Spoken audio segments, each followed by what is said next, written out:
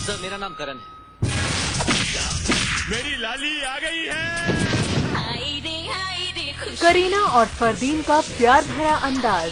देखिए superhit film खुशी 22 सितंबर रविवार दोपहर 3 बजे सिर्फ जी मरुधरा पर।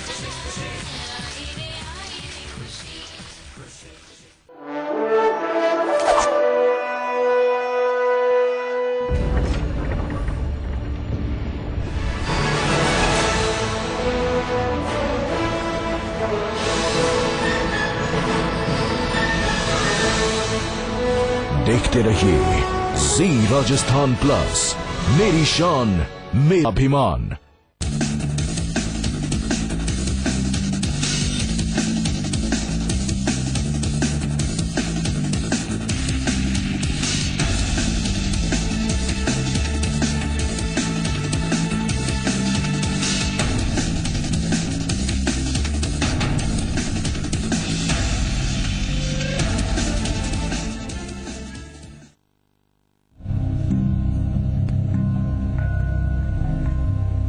नमस्कार, आपकी आवाज में आपका स्वागत है। मैं हूं पुरुषोत्तम वैष्णव। वर्ष 2013 चुनावी वर्ष है।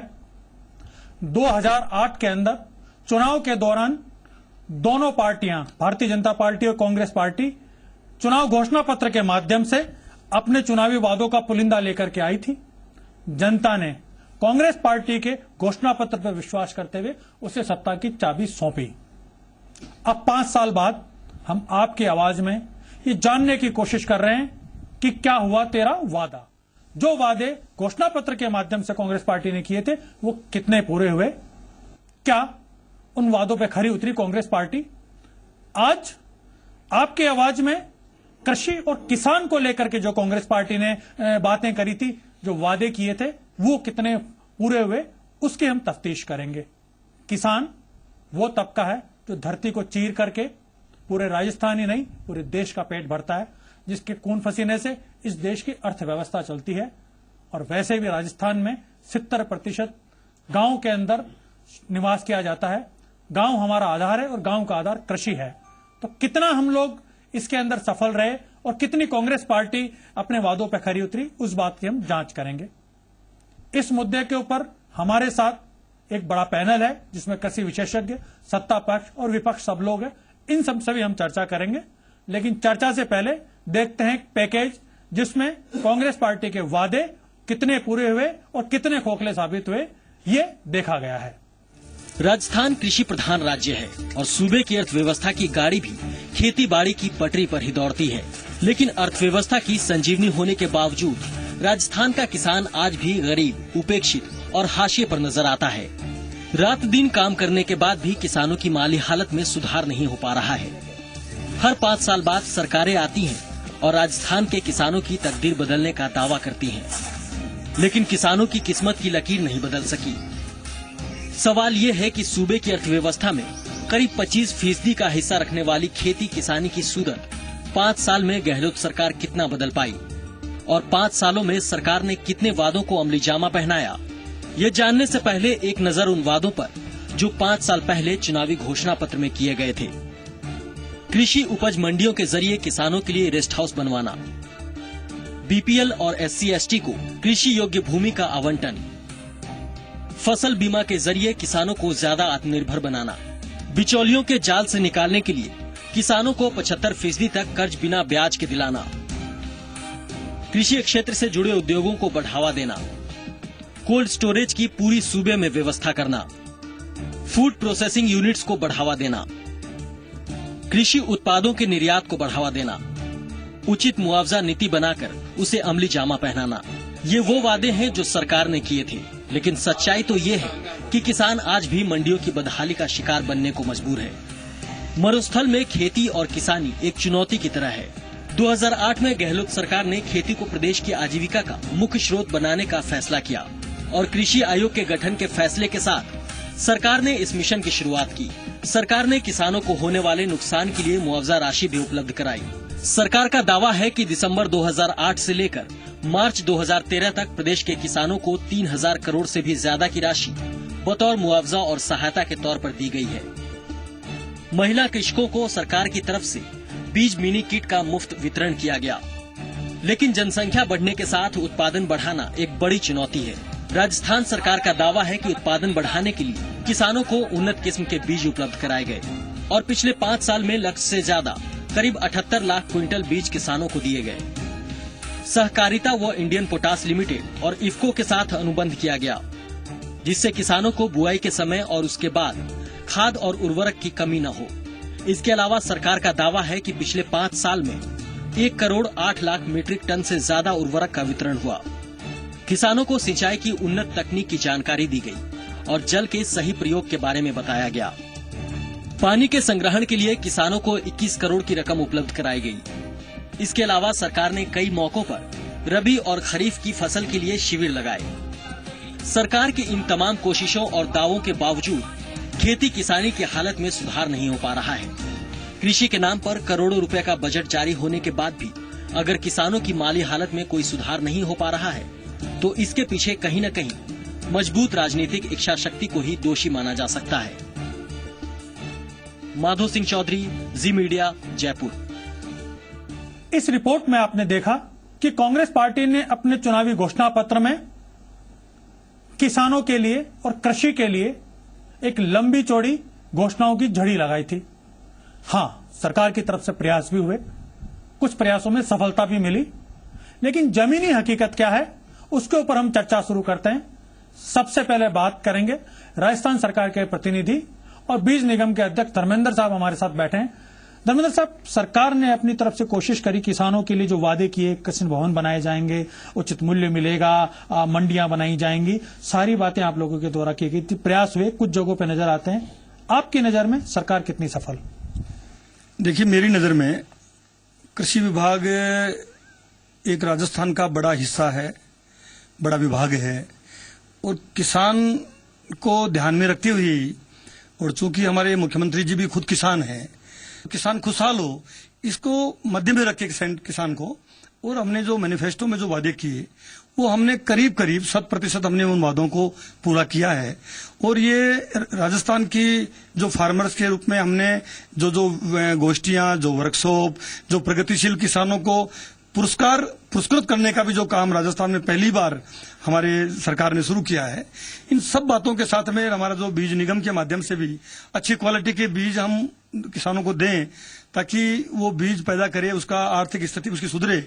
और मैनिफेस्टो की जो बातें तमाम जो लिखी हैं, कोशिश की है इसमें कि ज्यादातर बातें हमारी साकार हो, एग्जीक्यूट हो। बात आप लोगों की तरफ से की गई थी, भूमिहीन किसानों को हम भूमि देंगे, आपके द्वारा बात की गई थी हर जगह आप किसान भवन बनाएंगे, मंडियों के डेवलपमेंट की ये बात थी, लेकिन जमीनी हकीकत तो जो और जो आंकड़े हैं वो तो आपके खिलाफ जाते हैं। हमें ज्यादातर जगह जो चुनावी मैनिफेस्टो में, चुनाव घोषणा पत्र में हमारे जो कमिटमेंट थे उनको हम जिला हेडक्वार्टर पे हम किसानों के लिए विश्राम भवन बनाएंगे। ज्यादातर जगह विश्राम भवन बन गए हैं, 1-2 जगह हमारे भवन में काम चालू है। अभी भी मैंने आने से पहले भी कुछ अधिकारियों से सारी जानकारी जुटाई, उससे ज्यादातर वादे हमारे पूरे हो चुके हैं। कांग्रेस पार्टी की तरफ से कहा जा रहा है कि उन्होंने प्रयास किए और परिणाम भी नजर आ रहे हैं, लेकिन सरकार कितनी सफल रही उसका आकलन जब तक विपक्ष नहीं करे तो सही परिणाम सामने नजर नहीं आता। हमारे साथ भारतीय जनता पार्टी के किसान नेता रामपाल जी बैठे हैं, आइए उनसे जानने की कोशिश करते हैं कि कितनी रही कांग्रेस पार्टी अपने वादों में सफल। रामपाल जी, क्या आपको लगता है जो किसानों के साथ बात की गई थी और बड़ी बातें की गई थी कि किसानों के हितैषी की सरकार है और किसानों के लिए हम क्रांति ला देंगे, उचित मूल्य की बात की गई, किसान भवन बनाएंगे, मंडियों के हालात सुधार देंगे, क्या लगता है जमीनी हकीकत क्या है? धर्मेंद्र जी अभी जो कह रहे थे बहुत अच्छा लग रहा था मुझे कि मुख्यमंत्री किसान है और किसानों की खुशहाली से सब खुशहाल होते हैं, इसलिए सारा दारोमदार खेती पर है, किसान पर है। इतनी बात से तो मैं इससे सहमत हूं। इस काम के लिए जिन्होंने चुनावी घोषणा पत्र जो बातें लिखी, मैं सोचता हूं यदि उसको जांचा जाए तो इनको 0 नंबर मिलना चाहिए, 0 से आगे नहीं बढ़ पाएंगे। जिसकी बात अभी धर्मेंद्र जी ने कही, किसान भवनों की, किसान विश्राम गृहों की, भाजपा शासन में ये स्कीम हमने शुरू की और उसमें संभाग स्तर पर फर्स्ट फेज में किसान भवन बनाए और वो अच्छे बने सब जगह, वो शुरू भी हो गए थे। जैसे ही इनकी सरकार आई उन किसान भवनों को भी उन्होंने सुपुर्द कर दिया पैसे वालों के। कहीं होटल खोल दिए, कहीं रेस्टोरेंट खोल दिए और ये कहकर कि ये लाभ में नहीं चल रहे, मुझे डर लगता है कहीं ऐसा नहीं कर दे चिकित्सालय भी लाभ में नहीं चल रहे हैं और कोर्ट भी लाभ में नहीं चल रहे हैं, कहीं कोर्ट और चिकित्सालय को इनको भी ये किसी सेठ साहूकारों को नहीं दे दे कि इनको भी लाभ में ले आओ। तो कई चीजें ऐसी होती है जो लाभ की होती नहीं है, लोगों की भलाई के लिए की जाती है।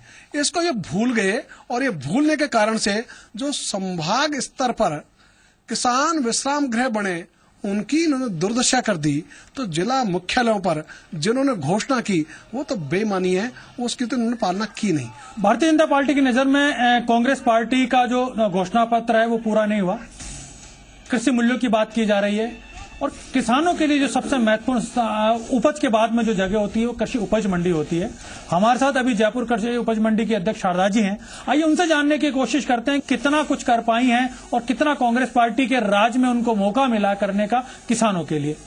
शारदा जी, किसान जब तक उसकी फसल खेत में होती है तब तक तो भगवान के भरोसे होता है और उसके बाद में आपके भरोसे होता है कि उसे कीमत मिलेगी या उसको मंडी मिलेगी। क्या कुछ कर पाए आप लोग? देखिए जी पुरुषोत्तम जी, सरकार ने हमारे लिए जो भी न्यूनतम समर्थन मूल्य होता है उस समर्थन मूल्य पर ही किसान को मंडी पे वो उपज आती है। तो खुली बिक्री होती है, जो भी अनुज्ञा पत्र व्यापारी होते हैं वो खुली नीलामी। क्या खरीद हो पाई? क्या किसानों की जो उपज थी उसको क्या ठिकाना मिल पाया, उसको कीमत मिल पाई? हाँ जी, जो मंडी में आते हैं उनको जरूर उनके उपज का समर्थन मूल्य प्राप्त हुआ है और सरकार अपनी योजना में काफी हद तक सफल भी है।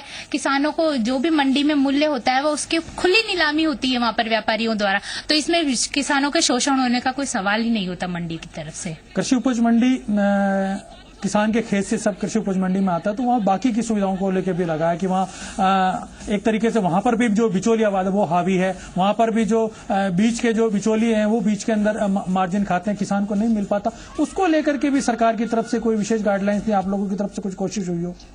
देखिए, इस तरह की कोई शिकायत तो हमारे पास आई नहीं है कि जो भी शिकायत आती है उसे हम पूरी दूर करने की कोशिश करते हैं। बाकी जो आधारभूत सुविधाएं हैं तो उनके लिए पानी के लिए, बैठने के लिए, पेयजल सुविधा और उनके बैठने के लिए किसान भवन काफी अच्छे हैं कि जयपुर की।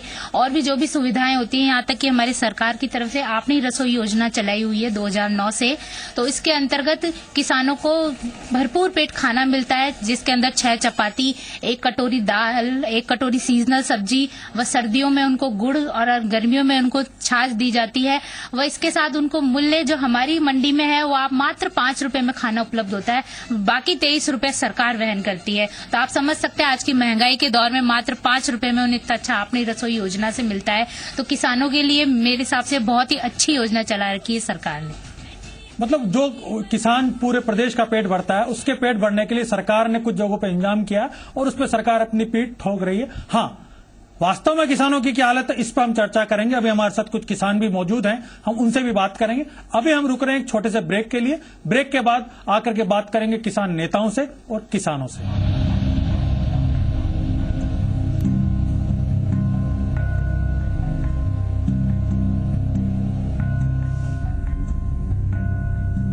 होगा आपका भी पूरा परिवार जब खाना होगा जैतून तारा कुकिंग ऑयल से तैयार। जैतून तारा ऑयल करे डायबिटीज, कैंसर, एसिडिटी और हार्ट अटैक जैसी बीमारियों से रक्षा।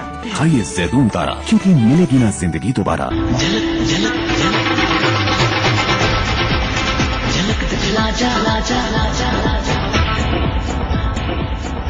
झलक वॉशिंग पाउडर। क्या आप अपने चेहरे पर कील मुहासों के दाग, धब्बों, झाइयों से परेशान हैं? तो इनसे छुटकारा पाने का एकमात्र समाधान Melaz skin cream, Elly pharmaceuticals द्वारा निर्मित। एसएसपी में कैल्शियम, फास्फोरस और सल्फर होता है जो कि समय से फसलों का पूरा विकास करता है। Chambal fertilisers and chemicals limited की पेशकश उत्तम एसएसपी। जम के खाओ, खूब बचाओ। माहेश्वरी फार्मास्यूटिकल द्वारा निर्मित त्रिंगासव खून की कमी को दूर करे, तंदुरुस्त और स्वस्थ बनाए। आयुष द्वारा प्रमाणित त्रिंगासव।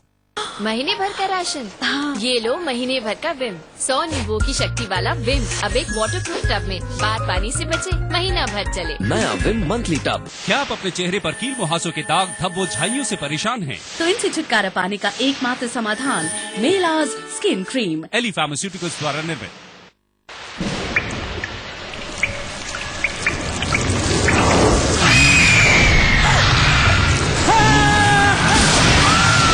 अगर सीमेंट जंग रोधक न हो तो जानलेवा हो सकता है। Shri ultra red oxide, Bharat का एकमात्र जंग रोधक सीमेंट।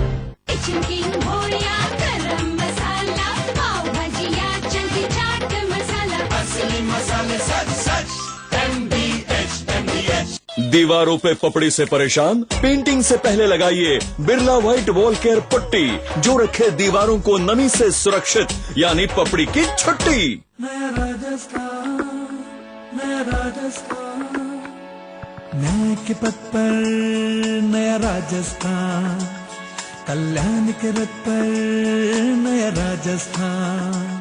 हाँ, मान और सम्मान है बढ़ता, जाति जाति और वर्ग वर्ग, पिछड़ों के उत्थान से समता, भांति भांति के नारी नर। प्रदेश के सर्वांगीण विकास और आम आदमी के सामाजिक उत्थान के लिए राज्य सरकार ने सरकारी योजनाओं और कार्यक्रमों की दिशा राज्य के कमजोर वर्ग की ओर मोड़ते हुए किए कई संवेदनशील प्रयास। माता पिता व वरिष्ठ नागरिकों की देखभाल सुनिश्चित करने के लिए राज्य में भरण पोषण अधिनियम 2010 लागू करने के साथ ही 75 वर्ष से अधिक आयु के वृद्ध, विशेष योग्यजन एवं विधवाओं के लिए मासिक पेंशन 400 रूपए से बढ़ाकर 750 रूपए और 75 वर्ष से कम आयु के पात्र व्यक्तियों के लिए 500 रूपए की पेंशन। विशेष योग्यजनों की समस्याओं को देखते हुए राज्य में पहली बार नीति बनाते हुए विशेष योग्यजन निदेशालय की स्थापना करने के साथ ही राज्य के ग्रामीण और शहरी क्षेत्र में निवास करने वाले विशेष योग्यजनों का पहली बार घर घर जाकर सर्वे करवाते हुए 2,94,000 विशेष योग्यजनों को किए प्रमाण पत्र जारी। SC, ST, मूक बधिर, नेत्रहीन एवं विमंदित विद्यार्थियों के लिए मैस भत्ता 725 रूपए प्रति माह से बढ़ाकर 12